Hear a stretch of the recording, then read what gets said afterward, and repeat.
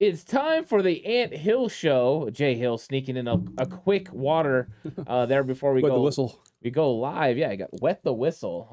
I like that, Jay Hill. Wetting the whistle for Jay Hill. Jay Hill, the 49ers wet the beak on the Panthers. Pretty much had a good game. What did you think about this game? 49ers versus Panthers. About I mean, give a kind of a rough synopsis. Of course, we're going to go through more of it, but what did you think of this game overall? 17th, right at the halftime. I felt like they left a little bit still on the field there. So it was that same feeling of one bad thing happens, it's down to a one score game. So I was a little worried. I did like Jimmy's accuracy and his timing on the balls got off early. I thought they did a pretty good job against that pretty solid defensive line of the Panthers. I was a little concerned that we kept throwing the ball to guys that J.C. Horn was covering. Thought we could definitely go guys away. I was heartbroken when my guy Kittle topped it up, but that was also a really good defensive play though too. So I don't necessarily fault him a ton, but it was kind of like, oh man, we talk all show about him getting more touches, and then there's that to us. It was great to see Jeff Wilson attacking the holes with some pace and tempo, and even old man Tevin Coleman actually looked okay too. Yeah, an hour before the episode or before the game, said Tevin Coleman's about to spin. Thank you, Tevin Coleman, for just whatever reason dominating the Panthers. 2019, he owns them. This time, 2 touchdowns. So the last 2 times he's played the Panthers, 6 touchdowns for Tevin Coleman. Yeah. Pretty ridiculous, but you're right. The game was good, and I thought one of the most pivotal plays in the entire game was the Emmanuel Moseley interception for touchdown, because the blocked field goal had just happened. Yep. It was the momentum had shifted. The Panthers were going to have momentum, and thank you Baker Mayfield for double clutching and then overthrowing Christian McCaffrey By a lot too. yeah, and Moseley got it done. Like he was getting into the end zone. There was no one that was going to stop him. Made a nice run back. I thought that was huge because that 17-3 margin with the Panthers getting the football coming out to start the second half was huge because the Panthers ended up getting a huge special teams play that got him to midfield. So overall, the Moseley interception for touchdown. Once again, the defense does it. I'm sure we're going to talk more about the defense during this episode. Very, very likely. Very, very likely. So let's talk, though, about the 49ers offense. Because guess what, Jason? They were scoring touchdowns, and not even just on the first drive, which they did again. They did that very well, though. Also in the second half, scoring touchdown on touchdown on touchdown. What did you think of this 49ers offense overall? It was a good thing I was in my chair most of that game. Sometimes I watch games, I'm up, standing, walking around.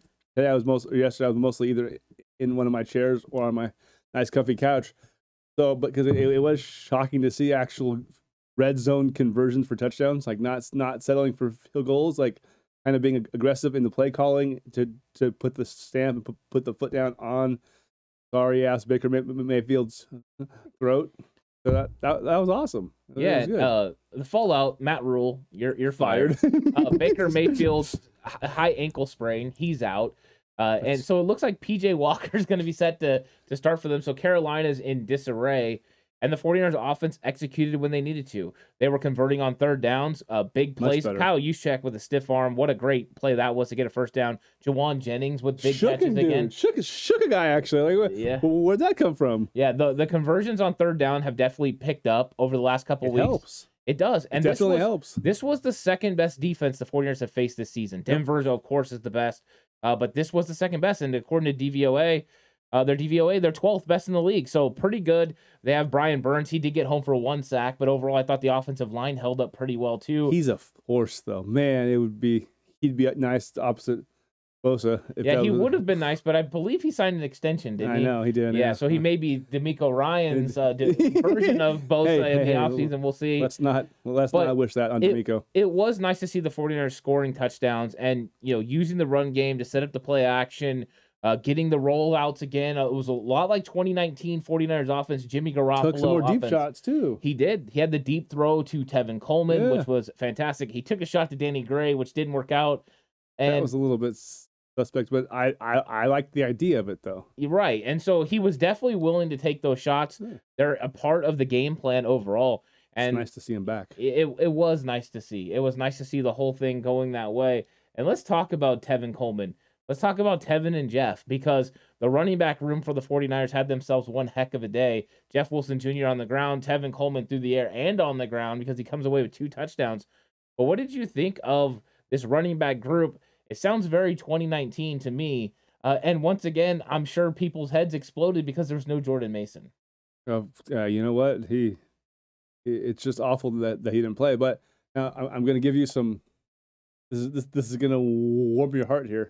I'm about to say, we can talk about those two, and we rightfully should. But it starts with the guys in front of them, because if there's no holes, they ain't doing jack. So that's true. We got to give Banks, even though he one penalty, I thought he played really well too. I thought overall the O-line held up a lot better than I was expecting without Trent, and versus the quality of the front seven that the Panthers have. So that being said, they did a good job of seeing the holes that were there and explosively hitting them with tempo. I thought it was good. They were decisive. They saw it, boom, and they went and they got, like, the yards per carry is something that I love to see. There's a few stats I love: yards per pass, yards per play, and yards per carry. If those are all high, the offense is clicking. They were very high yesterday. Yeah, it was like, ooh, offense is moving now. This is good.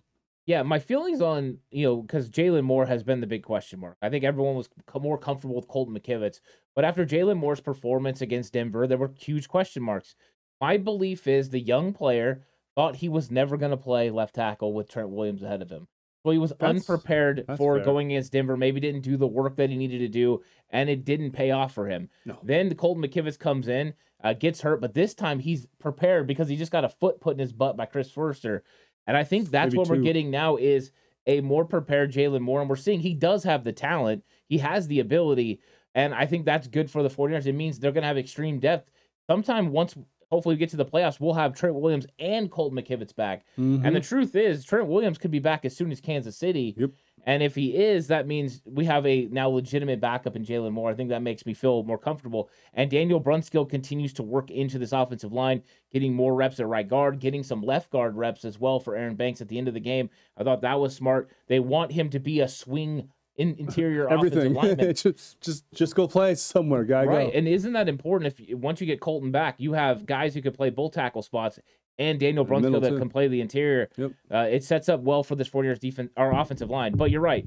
Kevin and Jeff did a really good job. And Jeff Wilson Jr., this is what I've saw from him since training camp. The explosiveness, the one cut and go, the good vision. He did a very good job. He finished runs falling forward. Those are always good. And then I thought Tevin Coleman, you just always felt comfortable that he knew what he was doing in his role. He's not going to miss a block. He's not going to, like, he knows the offense like the back of his hand.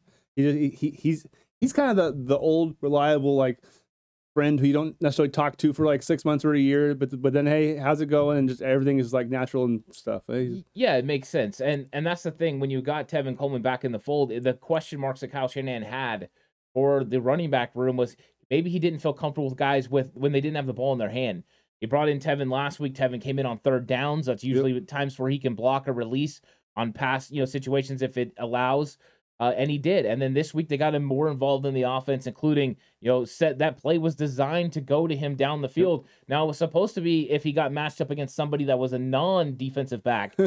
Jimmy Garoppolo went ahead and threw it anyways, and Tevin Coleman let the cat out of the bag. That Jimmy told him during the week, hey, I'm going to throw you that football. And he did, and he put it, right where Tevin Coleman could get to it, and Coleman made one heck of a play. It was great. Yeah, what a great time. So it's nice to see the running back room doing some stuff. But there are questions, of course, about, Marlon Mack and Jordan Mason. Marlon Mack, Yeah, that's true. Long as Tevin's healthy, we have that solid veteran in there. So I don't think Marlon's a huge, we got to have him. But yeah, speaking of staying healthy, the 49ers suffered some more injuries in this football game. Emmanuel Mosley with a torn ACL. He's going to be out for the season, having season-ending surgery. That's not good. No. Nick Bosa with groin tightness. I think that is actually good news that it wasn't more than just tightness. Like the surgery that he had back at Ohio State. Or his brother had this year. Just had, yeah. Yeah, so I may have dodged a bullet there. You also have Robbie Gould with a knee contusion or leg contusion. I think that's okay. He'll eventually be back, but those things are painful. So we'll see. But overall, I mean, you lose another starter in Emmanuel Mosley. Jason, where do the 49ers go from here? They've been. Oh, I'm sorry, forgot to mention Jimmy Ward broke his hand. Jimmy broke his hand on like his one play. I got so used to play, them playing without him that he came back. I was hoping to see him more, but gets hurt. But where do the 49ers go from here? They have handled injuries this year better than I think they've ever handled injuries in Kyle Shanahan's tenure. The injuries keep stacking up, but the 49ers keep overcoming. Did John Lynch finally build a roster that has insulated them completely from the injury bug? I don't know about completely because, as you might remember, you know, I had the conversation many times about next man up, which it sounds great to say, but at the end of the day, Lenoir and Thomas were behind E-Man for a reason, because E-Man was on his way to being a Pro Bowl caliber agreed corner. So they're good players, but no matter how much we say next man up, they're not going to be as good as he like legitimately. They had 2 shutdown corners yesterday in coverage. Lenoir was 10 for 11. Like, he had a terrible game. As good as he had been the last couple weeks, he was equally bad yesterday. So that's a little concerning to me going forward. Is like he got shelled by Baker Mayfield, for God's sakes. So that's a little bit of a concern. One of the things, though, too, and I was just listening to Papa and John Lund on the way here. They were saying that, and they had Dante Hittner on too. They were talking about they don't expect Barrett for at least a month to be playing a majority of the snaps. So that's a little bit of a concern. Since we have KC coming up in weeks too. So, long story short, the roster, as we said on like show 1, is loaded. Like, they're from 1 to 53. This is a top 2 roster in the sport. So, do they have and can D'Amico scheme up some ways to kind of ease those guys in until Brett is there? Yeah, but at the end of the day, no one that's going to come in for him is as good of a player as he was. So there will be some drop off. Now, what it also means is Charvarius will never see a pass thrown his way. He just won't. Like, there's no chance. And by the way, PFF officially has him as the number 1 corner now in the entire sport too. So that's kind of awesome. Yeah, and it's by a wide margin now. Like, he's like a 88.7. The number 2 guy is like a frick 83. Yeah. The 49ers paid well for Charvarius Ward, and they're getting, the fruits of that labor. And this is one thing you have to insulate yourselves against, and they've done that, right? Deommodore Lenoir, a young corner they drafted, Samuel Womack, Ambry Thomas with a lot of experience last year. You're right. Is Verrett going to come back, step right in, and start at corner? No. Is he going to start working his way in over the next several weeks? I'm sure he is, because they do have to activate him at least by Kansas City. So he's going to come in and start getting limited snaps here and there. The good news is, once again, he could be one of those guys that's able to help your team after the bye. Yeah. So the second half of the season, you could get that player back. So next man up, yeah, you always have a little bit of a drop off, but how much? Remember, in this game, they're putting Deommodore Lenoir in a lot of one-on-one situations in the nickel situation. That's tough. Play nickel and be one-on-one. Him playing on the outside, I love the hit that he laid later in the game. He was playing the outside, he came off and crushed somebody. So where it seems bad right now, it could be opportunity. This is Deommodore Lenoir, who's improved so much. This is Samuel Womack that showed a lot of ability. This isn't Josh Norman. So we haven't got to that levels yet. God. And let's not forget, we have old reliable number 27 chilling over there on the practice squad, Dante Johnson, just waiting, anticipating his call up. At some point, you could use him as well. So they have insulated themselves. Do we want this injury to happen? No, because E-Man was playing at such a high level, and now we're getting robbed of seeing E-Man, Charvarius Ward, and Jason Verrett playing together. I know, that was going to be so much fun. Oh, it's so frustrating because I think we're getting so close. Every time I hear Josh Norman, I just have the flashbacks to my show last year, my adversary telling me how great Josh Norman is, and I'm like, it just well, he had the peanut punch going for him. That's great. I'd rather have guys who don't have to punch the ball because coverage is so good that the receiver can't catch the pass. There you go. Well, let's talk about this 49ers defense, because overall, another great performance. They hold the Panthers to 15 points. And I thought if the special teams didn't kind of put them behind the 8 ball a little bit, maybe even could have held them with less. You had Talanoa Hufanga taking the blame for the Christian McCaffrey touchdown run, saying he should have made the tackle. He missed a couple tackles that he normally makes yesterday. Yeah, he said he missed 4, which I remember at least 3 where I'm like, okay, he didn't get him again. Yeah, so I mean, they do give up the touchdown, but overall, I thought they played pretty well against the Panthers. Even without 3/4 of their starting defensive line, they were still able to get pressure and end up with 6 sacks in the game.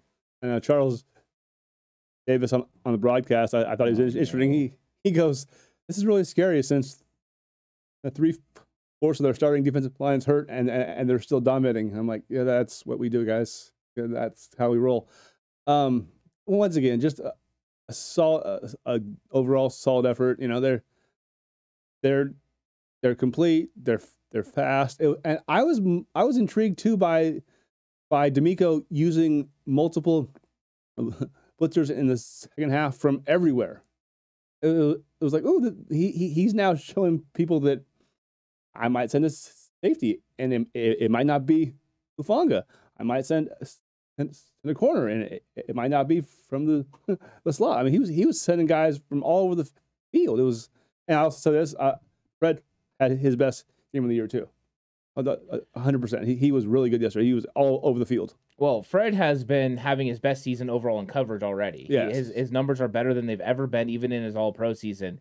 And then yesterday, he took care of the run game in a big way. He obliterated the run game. I thought he did absolutely fantastic. I was the linebacker group, all 3 of them, including Oren Burks, who got the start, ended up in the top 5 for PFF's rankings. Your boy had a monster tag too. Which boy? Demetrius Flanagan-Fowles. Demetrius Flanagan-Fowles. Hey, you know what? The difference between Flanagan-Fowles last year, he came hard, and to this year, he's much better. Demetrius Flanagan-Fowles, I thought he was going to start, but it was good seeing Oren Burks start because Oren Burks is under contract next year. He could be the eventual replacement for Al Shire. Yep. So this might be the linebacker group, and he played 19 snaps because that's the NFL we live in. They're going to put you in base 4-3 downs 19 times, in a game, and that's it.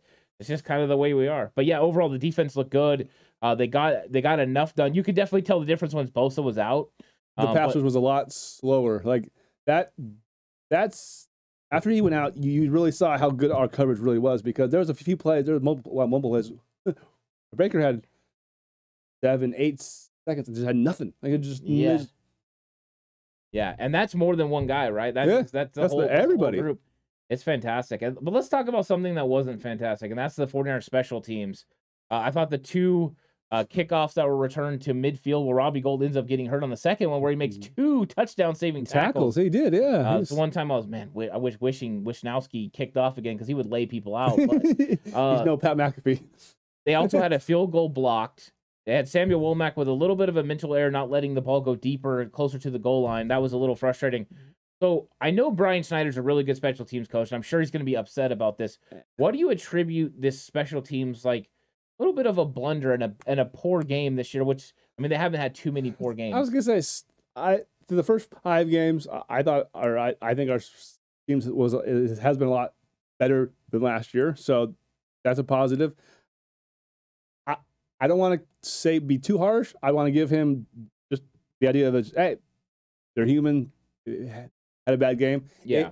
If we see some of that stuff that should be coached up and film room stuff again next week, then at that point we need to have a conversation about, okay, what's going on here. But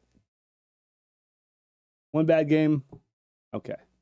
Yeah, and I think some of it could go into the injuries. I think injuries play into special teams struggling. I know it hurt Richie Hightower last year, and that's why at one point I remember telling Alex, I said, they're going to play starters on special teams now. Yeah. They have to because they have too many injuries. They're going to have to play starters on special teams because, like with Oren Burks starting, if you have Oren Burks starting, if you take him off the special teams unit now, you lose one of your better special teams players. If you like Womack goes in the game and all of a sudden he's not playing special, you take these guys off, it slowly hurts you. They're already missing Tarvarius Moore. So I think they are missing some of their special teams ace guys.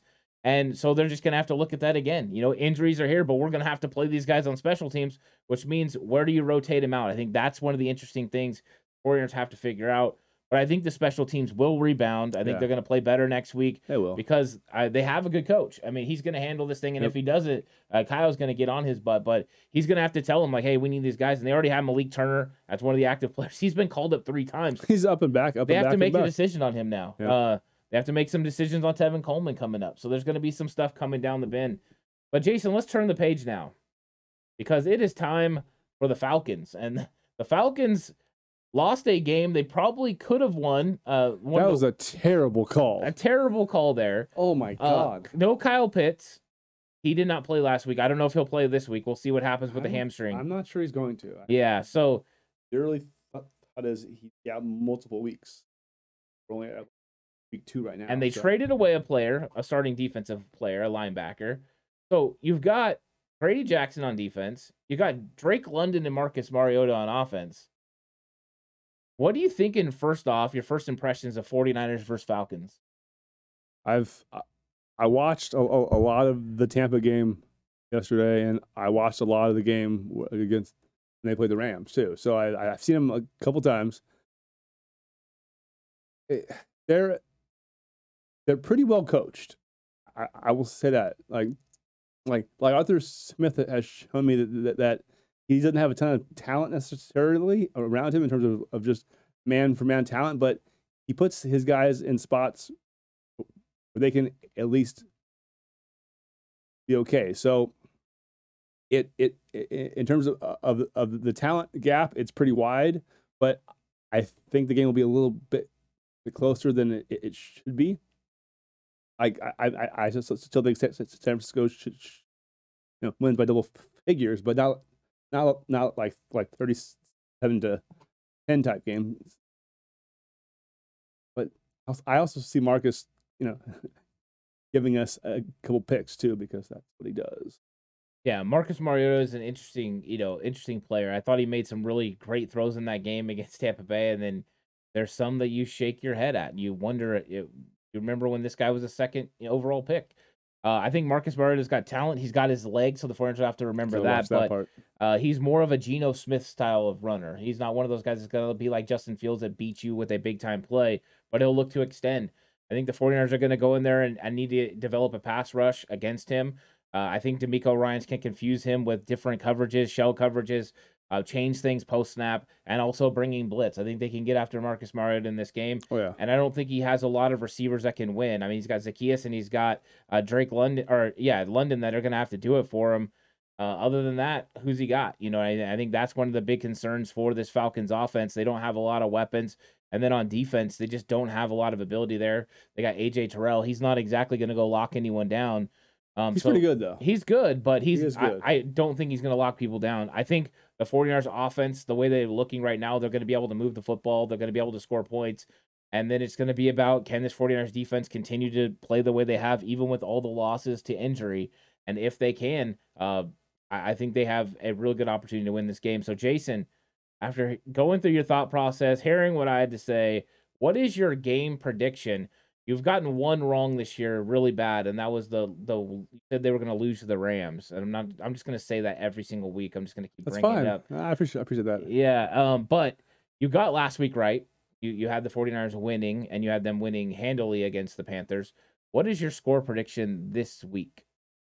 Well, first of all, it was nice to see them actually get a win versus a non-division opponent too. So there you go. That was good. Hey, we can actually win games versus teams. And now they can breathe in the division. They can look around and there's first place. Yeah, there's no one around. I'm a little surprised that the overall record of our division is weak, but thank you, Arizona and Rams. I think overall the NFC's but except for the AFC East. Weird. It's upside down world. New York Football Giants and Philadelphia Eagles, and you know what? Not scared of any of them. Like I tweeted out yesterday, Brian Daboll's a hell of a coach. Like that team is not very good at all, and he's got them playing some good football. I'm sure thankful that he's not where he should have been, which is with Chargers, because if you give him that kind of talent, oh my God, it'd have been scary. As far as the game prediction for the Niners and the Atlanta Falcons, I mean, 28-3 would be be be funny, but That's my favorite score prediction that you've done so far. Well done. no, I'm gonna say 31-13. 31-13. So 49ers go over 30 again for a second straight week. I like that. I love the 28-3. I might steal that one later in the week. Who knows? Absolutely fantastic. Oh, geez. The guy to say that. It's never gonna end. Like no. Yeah. So yeah, I'm with you. I think the 49ers are looking to win this game. I think they have a really good opportunity. And of course, I'll make my prediction on the game preview show. But Jason, I like that 31-13. That's good for the 49ers. Hopefully Jason is right like the way he was last week. The 49ers get a big win. I would hope so. All right. One other thing too. One other thing. Interesting. You know, there's always one other thing. Also, when I was listening to London touchdown San Francisco boy, they were talking about Kittle said after the game, and you know, turf versus grass, and 69%, Rob Gronkowski number there, of the of severe foot and ankle injuries versus on turf versus grass, and 32% more catastrophic knee injuries on turf versus grass. If the NFL is so into player safety, they might want to, you know, mandate all fields go back to grass. That's a good point. I would like to know what is the ratio of grass fields to turf fields in the NFL, because if it's lopsided towards turf fields, then the ratings would, you know, but be higher. But yeah, but I mean, those are some interesting stats, and if it's pretty equal, the NFL definitely needs to evaluate that, because we do want players on the field. We don't want them to get hurt.